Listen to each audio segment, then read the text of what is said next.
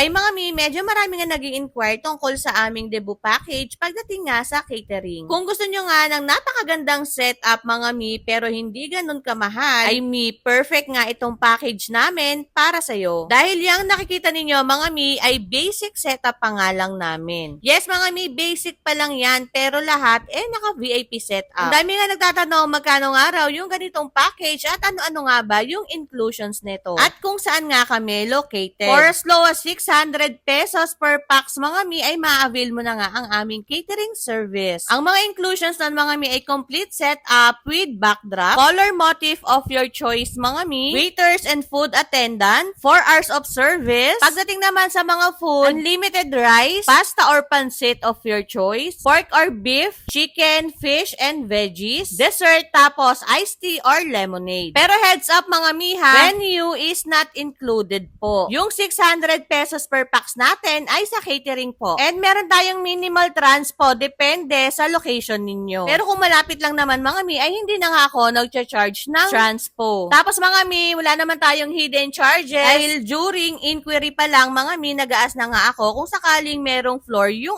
ating venue. Kasi mga mi, kung may additional charges, yun lang naman mga mi, yung floor fee. Na 1,000 per floor para sa mga waiter na mag-aakit at baba ng mga gamit. Usually mga mi, kapag debut, talaga namang mabulaklak yung aming setup. Hindi po kami naglalagay ng kahit anong lobo sa venue or sa setup. Children's party yarn, charot. Gusto kasi namin simple but elegant. Minsan na nga lang magde-debut, syempre hindi namin lalaruin ang setup ninyo. Kailangan every corner, talaga naman Instagrammable. May mga nagtatanong nga din, paano kung lumagpas sila dun sa 4 hours of service namin? Usually, pag ganyan mga mi, 30 minutes prior natin matapos ng party, lumalapit talaga ako kay client. Para tanungin ko nga kung mag-extend pa ba siya. Minsan kasi sa sobrang haba ng program, talaga may tendency na lalagpas tayo sa 4 hours of service namin. Kapag ano naman ay ini-inform ko nga yung client na meron tayong overtime fee para sa mga staff. Pero nothing to worry mga mi dahil 100 pesos per staff lang naman yung overtime fee. Sila lang naman yung may bayad, yung gamit mga mi ay hindi na pinapabayaran. Another heads up mga mi, kapag overtime, tao lang yung overtime mga mi ha, hindi yung pagkain. Kailangan kasi mga mi, i-consume natin yung pagkain within 4 hours. Lalong-lalo na yung mga pagkain na merong halong cream para maiwasan natin yung pagkapanis. Pero depende yan sa food choices ninyo. O paano, alam mo na, kaya mag-book ka na.